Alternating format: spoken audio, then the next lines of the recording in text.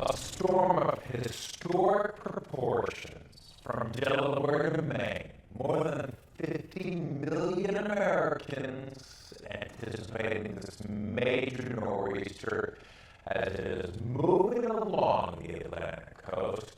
6 states along the eastern seaboard already under states of emergencies.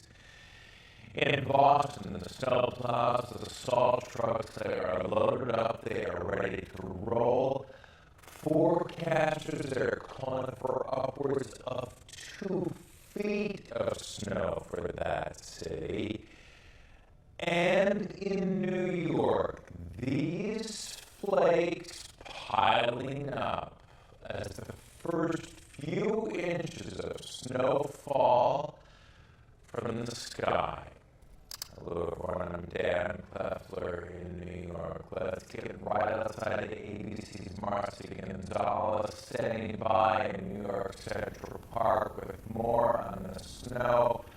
Marcy, I know you've been out there just a short period of time, and already it is accumulating on your hat.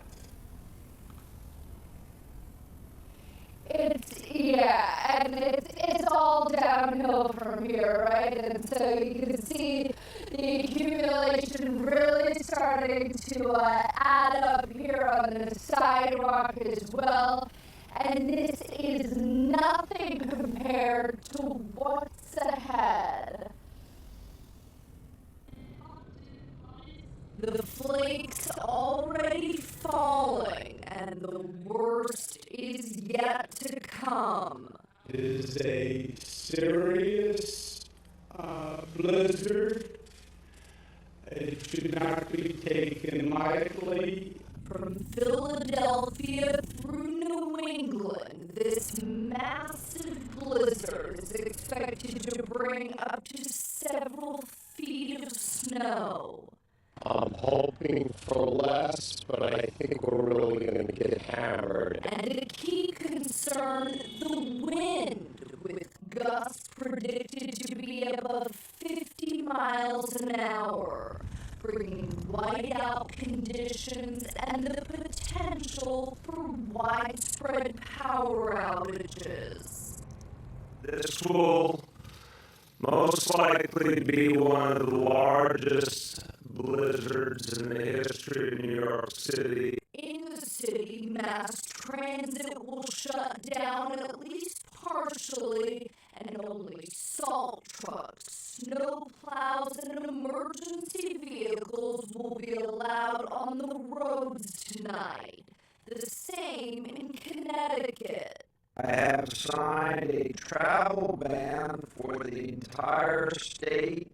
Also in preparation, lots of cancellations, from flights to votes on Capitol Hill and some NBA games being postponed. And with so many schools and businesses closing tomorrow, now the last-minute lines. What's hot chocolate? Thank you guys for waiting. And the scramble to stock up ahead of the storm. You should stay home if you can. You should only go out.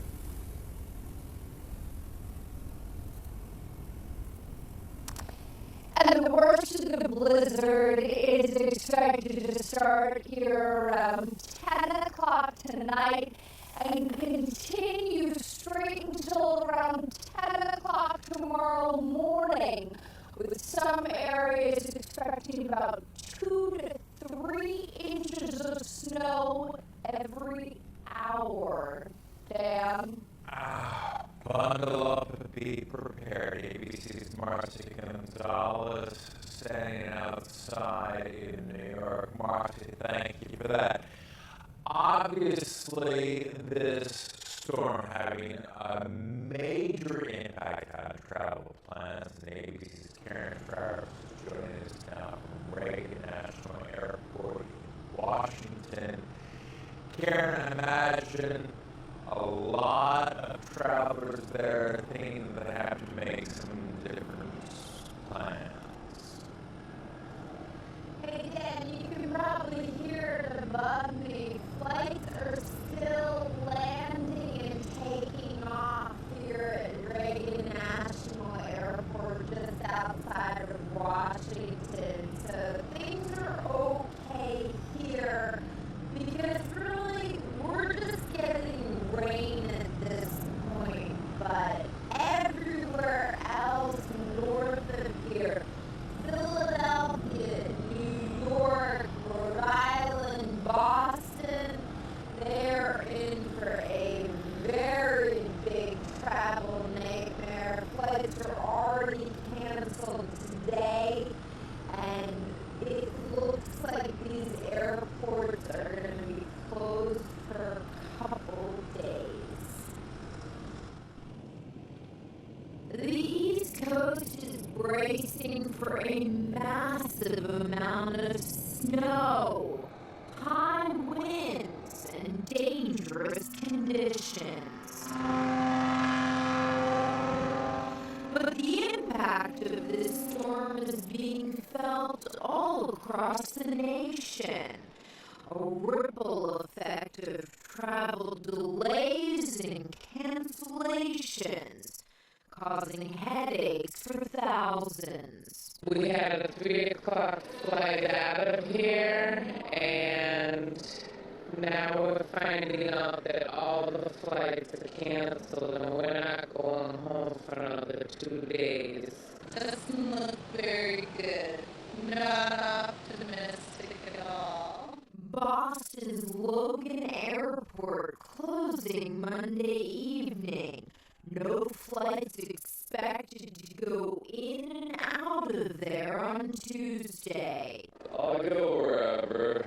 Just get me back to Boston. Along the East Coast, thousands of flights canceled. Many airlines opting to avoid the region before the heavy stuff even started coming down. We got here at 4:30 and learned our flight to Baltimore was canceled. We had a connecting flight, but we can't get there. Airlines and airports don't want to see passengers stranded. That's one reason they're canceling flights and closing up early, to encourage people to stay home, rebook their flights, and try again once the weather's clear. Hopefully we get out before the storm gets in, because I don't want to be in New York or New Jersey for the record snowfall. I'll watch that on the news. But if you really have to get somewhere, for now, the rails may be the best option. Amtrak was still operating along the Northeast corridor, but advised travelers to expect reduced schedules between New York and Boston. And Dan